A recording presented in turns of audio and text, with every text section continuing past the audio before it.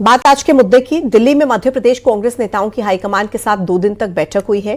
कई मुद्दों पर इसमें चर्चा हुई। बताया जा रहा है कि इस बैठक में संगठन को मजबूत करने और पटवारी सिंघार के नेतृत्व पर चर्चा की गई। साथ ही प्रदेश के नवनियुक्त जिला अध्यक्षों के काम की समीक्षा हुई है। पार्टी हाईकमान के साथ हुई इस बैठक में जीतू पटवारी, दिग्विजय सिंह, उमंग सिंघार, प्रदेश प्रभारी हरीश चौधरी, कमलेश्वर पटेल भी शामिल हुए। राहुल गांधी, खरगे और केसी वेणुगोपाल ने संगठन मजबूत करने पर टिप्स दिए।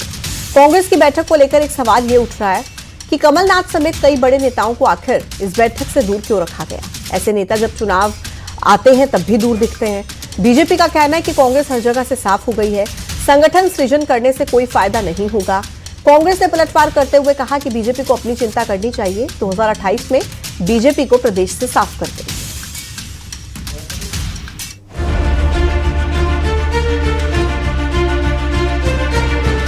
कांग्रेस का master plan, active high command. सब गिन के 4 नेता केवल आपके बैठक में मौजूद थे। मध्य प्रदेश में पार्टी के पास कई नेता है, ना कमलनाथ ना अरुण यादव। ये आपका अधिकार नहीं है कि बैठक की संरचना कैसी हो। तो एक बैठक का क्राइटेरिया भी आप चाहते हैं कि कांग्रेस पार्टी आपके माध्यम से साझा करे।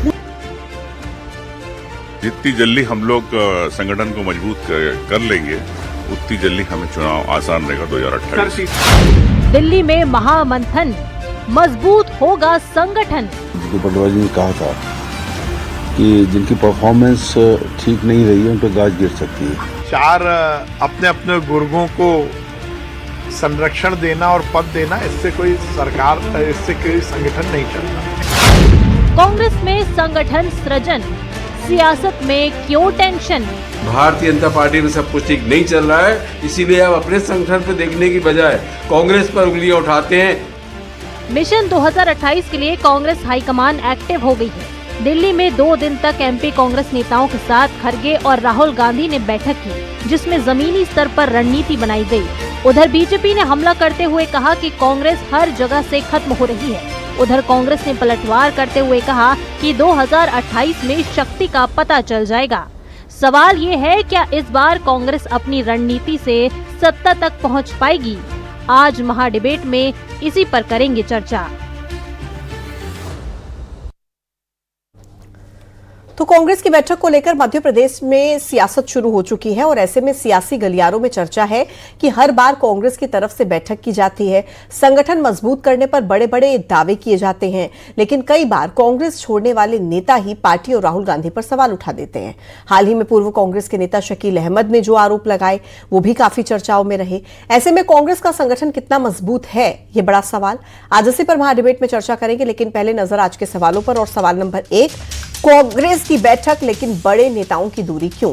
सवाल नंबर 2, सृजन से संगठन कितना मजबूत हुआ। सवाल नंबर 3, 2028 में कांग्रेस की पकड़ क्या मजबूत हो पाएगी। खास मेहमानों का पैनल में चर्चा में शामिल है वरिष्ठ पत्रकार सत्यप्रकाश शर्मा जी, निरंजन पोद्दार जी, राजनीतिक विश्लेषक निशांत बिसेन जी, बीजेपी के प्रवक्ता संतोष सिंह गौतम जी, प्रवक्ता कांग्रेस पार्टी के राकेश अचल जी, राजनीतिक विश्लेषक हमारे साथ जुड़ गए। सभी का बहुत बहुत स्वागत है। संतोष सिंह गौतम जी, शुरुआत आप ही के साथ करते हुए, क्योंकि एक बैठक 2 दिन तक चलती है, संगठन सृजन मजबूती को लेकर कई मुद्दों पर चर्चा होती है। अहम बैठक कांग्रेस के लिहाज से, खासतौर पर मध्य प्रदेश कांग्रेस के लिहाज से, लेकिन मध्य प्रदेश कांग्रेस के ही बड़े नेता इस मीटिंग में दिखते नहीं है। वजह क्या? बुलाया नहीं गया, आना नहीं चाहते थे, क्या रीजन?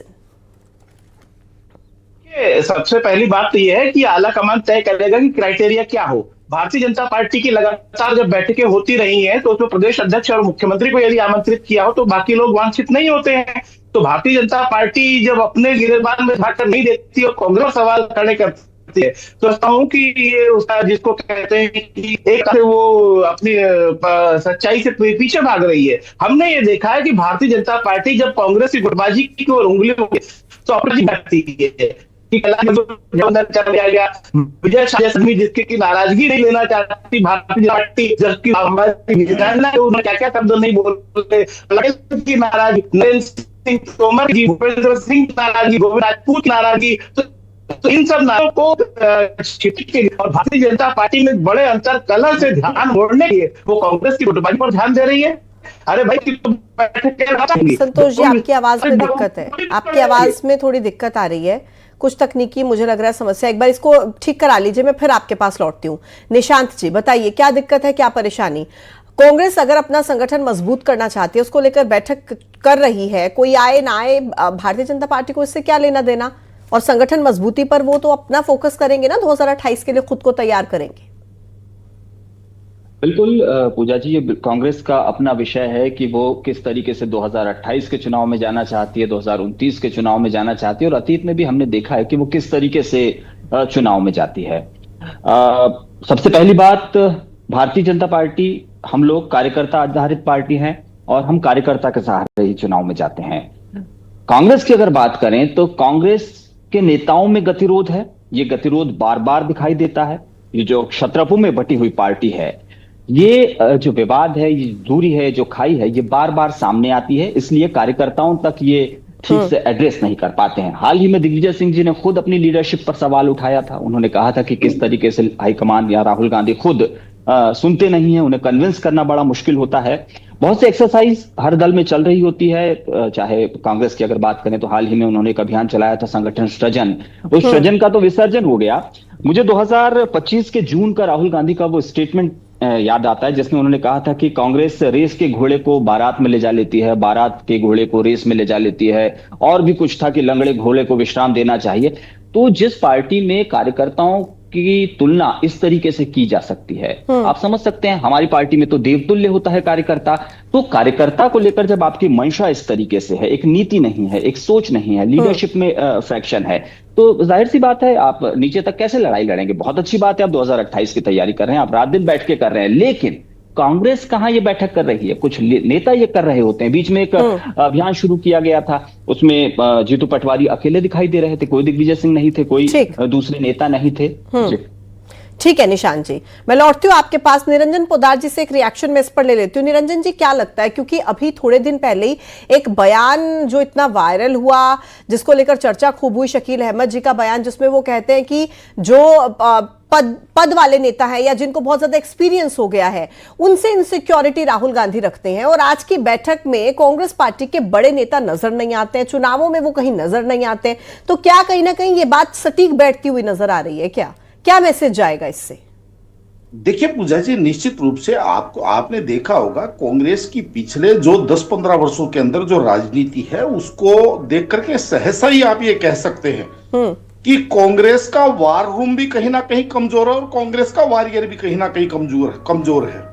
ये बात मैं इसलिए कह रहा हूं कि केवल मध्य प्रदेश की बात छोड़िए आप। मध्य प्रदेश के अंदर 2018 के अंदर इनको सत्ता की चाबी मिली थी, लेकिन उसके बाद में क्या हुआ आपको पता होगा। मध्य प्रदेश के अंदर एक कांग्रेस के समझ लीजिए दिग्गज नेता थे, लोकसभा में प्रतिपक्ष के उपनेता थे ज्योतिरादित्य सिंधिया जी, और वो छोड़ करके भारतीय जनता पार्टी में चले गए। और तमाम जो सारी घटनाएं, आप इस चीज को छोड़िए, मैं एक चीज आपको पूछ रहा हूं कि पंजाब के अंदर आप ये देखिए, चुनाव से ठीक 1 साल पहले कांग्रेस ने ऐसे निर्णय करे कि वो थाली में सजा करके आम आदमी पार्टी को पूरा का पूरा प्रदेश की सत्ता इन्होंने सौंप दी।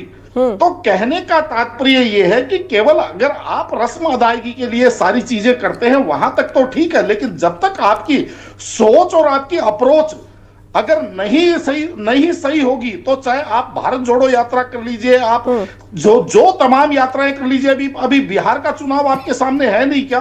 चुनाव से 3 महीने पहले जिस तरीके से बिहार के अंदर ऐसा लग रहा था कि जो एनडीए सरकार की एंटी इनकम्बेंसी है वो इस बार कहीं ना कहीं भारी पड़ेगी, लेकिन आपने देखा होगा कि राहुल गांधी जी वहां जाकर के कूदे और उन्होंने एक नई वहां पे नया स्वर छेड़ दिया, वोट अधिकार यात्रा और ये तमाम सारी की सारी चीजें। जबकि मेरा ये मानना है कि उस समय जिस तरीके से वीडियो वायरल हो रहे थे बिहार के अंदर, लाइव मर्डर के वीडियो वायरल, जिस तरीके से सड़क चोरी, जिस तरीके से कानून व्यवस्था, जिस तरीके से बैक टू बैक पुल गिर रहे थे, क्योंकि तो सरकार की जो एंटी इनकम्बेंसी को बुलाना चाहिए था, उसकी जगह इन्होंने नई स्वर लहरी छेड़ दी, जिसका परिणाम आपके सामने है। ठीक निरंजन जी, मैं इसी बात को आगे बढ़ाते हुए सत्यप्रकाश शर्मा जी, जो भी खामियां कह लीजिए रह जाती हैं चुनावों के नतीजों के बाद, उस पर फिर चर्चा होती है। और भारतीय जनता पार्टी को लेकर अक्सर कहा जाता है कि वो हमेशा चुनावी मूड में रहती है, लेकिन इस बार अगर कांग्रेस पार्टी के बड़े नेता दिल्ली में 2 दिन लगातार बैठ के करते, चुनाव को भी काफी समय है, तो क्या लग रहा है कि ये जो तैयारी है उनकी इतना समय पहले कुछ रंग दिखा पाएगी, कुछ रंग ला पाएगी? क्या जैसा वो दावा कर रहे हैं कि 2028 में सुपड़ा साफ कर देंगे भारतीय जनता पार्टी का, दम लग रहा है आपको इस दावे में, सत्यप्रकाश जी? देखिए पूजा जी, मध्य प्रदेश का ही एग्जाम्पल लेते हैं। मध्य प्रदेश में मेन रूप से दो पार्टीज हैं, यानी बायपोलर मॉडल पॉलिटिक्स है। कांग्रेस के पर अटैक करने का भारतीय जनता पार्टी के पास सबसे बड़ा जो रास्ता होता है वो कहता है कि उसमें फैक्शनलिज्म है, यानी ग्रुपिज्म को सबसे ज्यादा टारगेट करते हैं।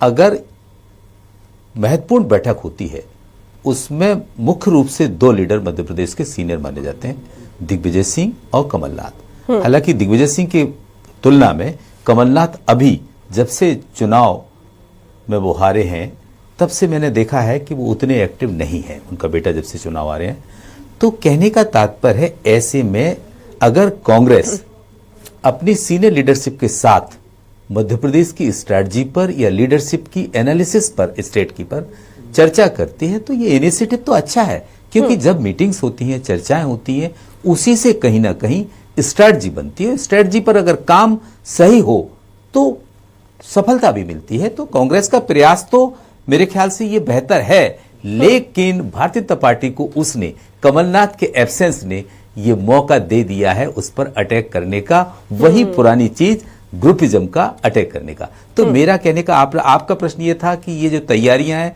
क्या 2028 में कामयाब होंगी? देखिए, मध्य प्रदेश के मामले में ये माना जाता है कि भारतीय जनता पार्टी, उसकी जो अपोनेंट पार्टी है, जो रूल में है, वो इतनी मजबूत है संगठनात्मक रूप से कि पूरे देश के लिए वो अपनी पार्टी के लिए मॉडल है। ऐसे में ऐसी पार्टी के साथ जिसकी बूथ लेवल पर मजबूत पकड़ मानी जाती है, कांग्रेस को टकराने के लिए जब तक कार्यकर्ता में ताकत, कार्यकर्ता को एक्टिवेट करने में लीडरशिप चाहे कितने भी प्रयास कर ले, अगर सफल नहीं होती है तो शायद मध्य प्रदेश में टकराने में उसे 2028 में भले ही किसी के चेहरे पर किसी भी लीडरशिप के साथ चुनाव लड़ना पड़े, मुझे लगता वो बहुत रास्ता कठिन होगा। लेकिन प्रयास इसलिए महत्वपूर्ण है कि आप जानते हैं कि बायपोलर मॉडल होने के कारण अगर वोट में फ्लक्चुएशन थोड़ा बहुत भी करने में कांग्रेस कामयाब होगी तो उसको कहीं ना कहीं भारतीय जनता पार्टी को एक बड़ा डेंट और खुद को फायदा करने में एक बड़ा रास्ता दिखाई दे सकता है। लेकिन सबसे महत्वपूर्ण जो प्रश्न है वो ये है कि संगठन, अगर दोनों की तुलना की जाए तो क्या कांग्रेस का संगठन आज उसकी अपोनेंट पार्टी के बराबर स्थिति में है, या उसको ताकत देने में कितनी स्थिति पर कांग्रेस 28 तक पहुंच सकती है? बिल्कुल ठीक सर, मैं लौटती हूँ आपके पास। राकेश सर, एक रिएक्शन मैं आपसे चाहूंगी इस पर कि क्या आपको लगता है कि सीनियर नेता और युवा नेता जो कांग्रेस पार्टी के भीतर है, उनके बीच में कुछ ना कुछ ऐसा है जिसकी वजह से जो सीनियर नेता है उन्होंने दूरी बना ली है आज की बैठक से? क्योंकि तरह तरह के मायने निकाले जाएंगे ना अगर कमलनाथ जैसे नेता मीटिंग में शामिल नहीं होंगे। धन्यवाद पूजा जी, सभी साथियों को नमस्कार। देखिए, मुद्दा यह है कि कांग्रेस की बैठक हो रही है और उस पर हलचल भारतीय जनता पार्टी में है। अभी विसेन साहब ने बात की, हमारे निरंजन भाई ने भी बात की। हर राजनीतिक दल चुनाव की तैयारी 24 घंटे करता है, साल में 365 दिन करता है, लेकिन भारतीय जनता पार्टी का मुकाबला नहीं कर पाता। ये सही बात है, अभी जैसा शर्मा जी ने कहा। लेकिन कांग्रेस की बैठक में किसको बुलाया गया, किसको नहीं बुलाया गया, इसको लेकर के टिप्पणी करने का कोई अर्थ इसलिए नहीं बनता क्योंकि देखिए, आप हमला कर रहे हैं कि कांग्रेस में गुटबाजी है, कांग्रेस में छत्रप है। तो भारतीय जनता पार्टी या कोई भी राजनीतिक दल इससे मुक्त नहीं है। अभी 26 जनवरी, अभी 2 दिन बीते हैं। देश का सबसे बड़ा त्योहार था गणतंत्र दिवस। आपके एक वरिष्ठ मंत्री, हमारे प्रदेश के वरिष्ठ मंत्री गायब हो गए छुट्टी लेके, क्योंकि उनका झंडा बंधन में कहीं नाम नहीं था जो सूची जारी हुई थी। तो ये गुटबाजियां चलती रहती हैं। राजनीतिक दल अपने गति से काम करते हैं और भारतीय जनता पार्टी के मुकाबले कांग्रेस ही एकमात्र विकल्प मध्य प्रदेश में है। जैसा अभी निरंजन जी ने कहा, 2018 में चाबी मिली थी। हो सकता है उनकी ये उम्मीद हो कि चेहरे बदलने से या पुराने जो नेता हैं जो उम्र दराज हो गए हैं उनको मार्गदर्शक मंडल में डालने से आने वाले चुनाव में उनकी बात बन जाएगी। तो इसमें किसी को कोई आपत्ति होनी नहीं चाहिए। तो जहां तक सवाल है, मुझे लगता है कि कांग्रेस की जो तैयारियां हैं इस समय पहली बार मुझे ऐसा लगा एक समय से पहले शुरू हुई हैं। यानी उन्होंने अपनी चाल और चरित्र और चेहरे तीनों पर विचार करना शुरू किया है और इससे स्वाभाविक है सत्तारूढ़ दल के पेट में थोड़ा बहुत उमैठ तो, थोड़ा बहुत दर्द तो होता है। जी ठीक सर, मैं आप ही के सवाल का जवाब लूंगी निशान जी से, लेकिन उनसे पहले संतोष जी की, क्योंकि पहले आवाज क्लियर नहीं आ पाई थी। संतोष जी, बहुत बड़े बड़े दावे कांग्रेस पार्टी कर रही है। हालांकि बीजेपी ये कह रही है कि 2028 में हम कांग्रेस पार्टी को फिर से एक बार साफ कर देंगे, और पार्टी जीतू पटवारी के नेतृत्व से खुश नहीं है। तरह तरह की बातें जो है वो कही जा रही हैं, और क्यों ना कही जाएंगी सर? अगर कुछ सामने बिल्कुल खुले मंच पर दिखाई देगा, जो पब्लिकली दिखाई देगा, फिर सवाल भी उठेंगे सर। पूजा जी, पहले तो मेरा निवेदन यह है कि पिछली बार मेरी आवाज यदि साफ नहीं आ पाई थी और इस बार अगर मेरी आवाज साफ आपको मिल पा रही है तो मैं चाहूंगा कि मुझे थोड़ा ज्यादा वक्त मिल जाए, क्योंकि और भी वक्ताओं पहले बोल चुके हैं।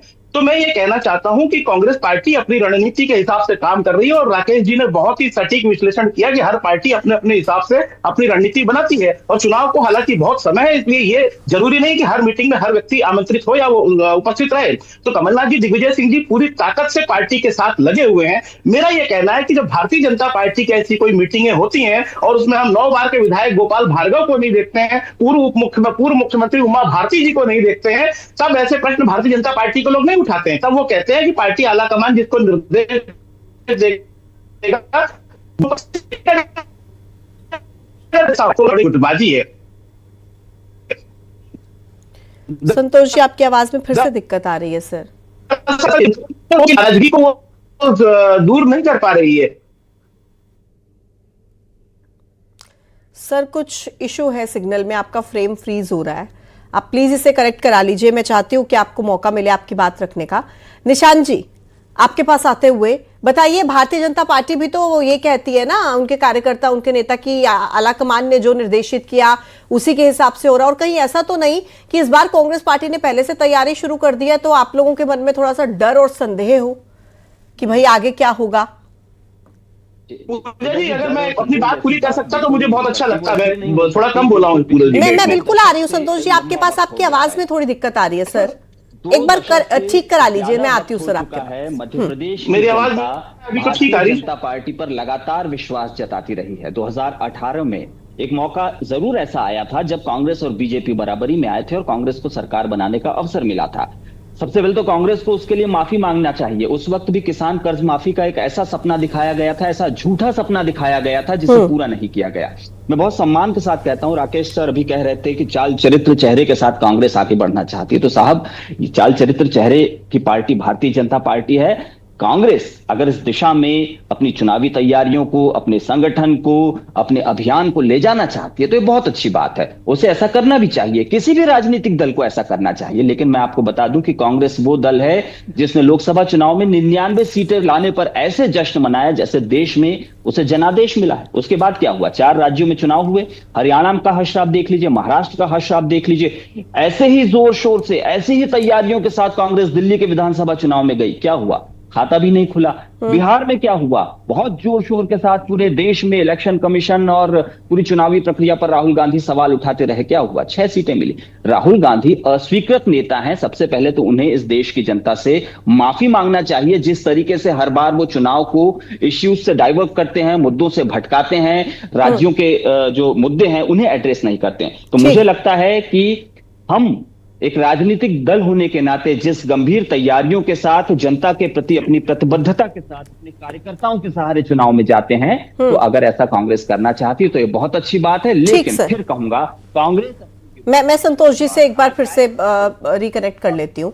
संतोष जी प्लीज बोलिए, अगर आपकी आवाज आ रही है। मैं चाहती हूँ आप अपनी बात रखें दर्शकों तक। मेरी आवाज साफ मिल रही है आपको? जी संतोष जी, अभी आ रही है, बोलिए प्लीज।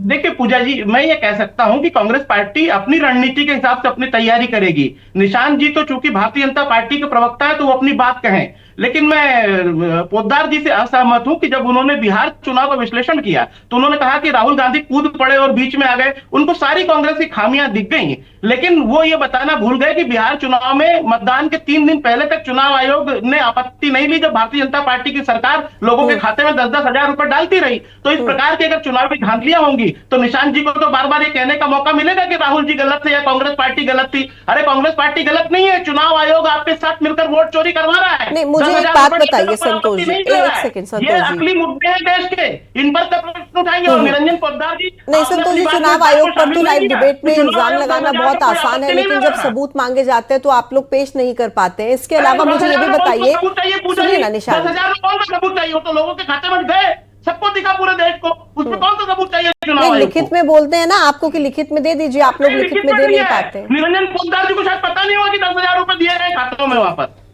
चलिए ठीक है। इनको बाकी चीजें दिख गई, लेकिन ये नहीं दिखा इनको। नहीं, मैं तो ये बोल रही हूँ सर, जब कहा जाता है कि लोग लिखित में कंप्लेंट कीजिए, उसको लिख के दीजिए, फिर आप लोगों को आपत्ति हो जाती है उस पर कि भाई लिख के कैसे दे दें। सत्यप्रकाश जी, मुझे बताइए कि भारतीय जनता पार्टी में जो ये ओवर कॉन्फिडेंस कह लूं इसको या कॉन्फिडेंस कह लूं जो आपको नजर आ रहा है, क्या कहूं, आप ही बता दीजिए, या फिर कांग्रेस ही बड़ी वजह है इसके पीछे कि जो हश्र पिछले चुनावों में कांग्रेस पार्टी का रहा है वो कहीं ना कहीं आत्मविश्वास भारतीय जनता पार्टी में इतना भर देता है कि वो लाइव कह पाते हैं कि भाई पिछले बार देख लीजिए क्या हश्र हुआ, इस बार भी यही होगा, आगे भी यही होगा। थोड़ा भी डर उनके मन में नजर नहीं आता है चुनावों को लेकर? तानाशाह और बेईमान बैठे हुए, हश्र तो ऐसा ही होगा अगर चुनाव आयोग ने व्यवस्था नहीं। देखिए सुप्रीम कोर्ट पूजा जी, डाल दिया उन्होंने चुनाव के 3 दिन पहले, मतदान के 3 दिन पहले। कोई इस पर आपत्ति लेने वाला है? कांग्रेस ने आपत्ति उठाई है, लेकिन भ्रष्ट चुनाव आयोग जो है वो प्रधानमंत्री के साथ चोरी कर रहा है देश में। कौन नहीं जानता इस बात को? जी सर, मुझे बैठे जी पूजा जी, देखिए पूजा जी, भारतीय जनता पार्टी को ओवर कॉन्फिडेंस मुझे तो नहीं लगता कि किसी भी इलेक्शंस में देश में रहा हो, क्योंकि वो हर इलेक्शन को बहुत सीरियसली और स्ट्रेटजिकली सोशल इंजीनियरिंग को दिमाग में रखते हुए लड़ती है। रिसेंटली 2 इलेक्शंस उसके बड़े एग्जाम्पल हैं, चाहे वो बिहार का हो या हरियाणा का हो।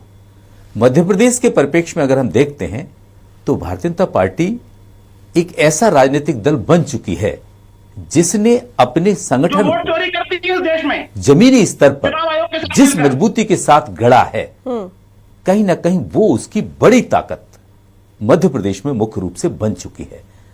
उसके सामने कांग्रेस एक लंबे समय से सत्ता से बाहर है।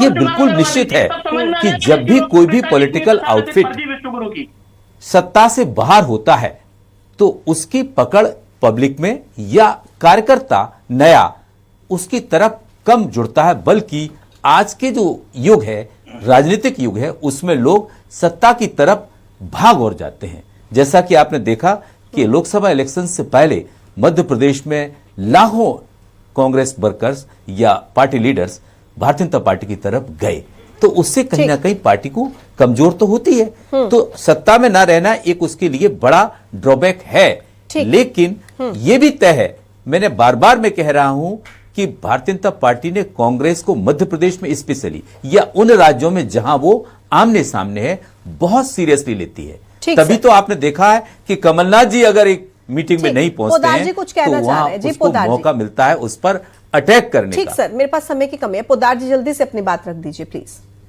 देखिए पूजा जी, हमारे यहाँ कहा जाता है कि जब आप गलत बस पकड़ते हैं तो गलत स्टेशन पे पहुंचते हैं, और कांग्रेस के जो विद्वान प्रवक्ता हैं उनकी सदा यही आदत है। आप ये कहते हैं कि वोट चोरी कर रही है, फलानी चोरी कर रही है, SIR से वोट चोरी कर रही है। अरे भाई, आपका कैडर कहाँ है? जब मुझे पता चल गया कि मेरे गोडाउन में से मेरा माल चोरी हो रहा तो मैं उस चोरी को रोकने के लिए ठीक सर, निशान जी 10 सेकंड में प्लीज अपनी बात रखिएगा।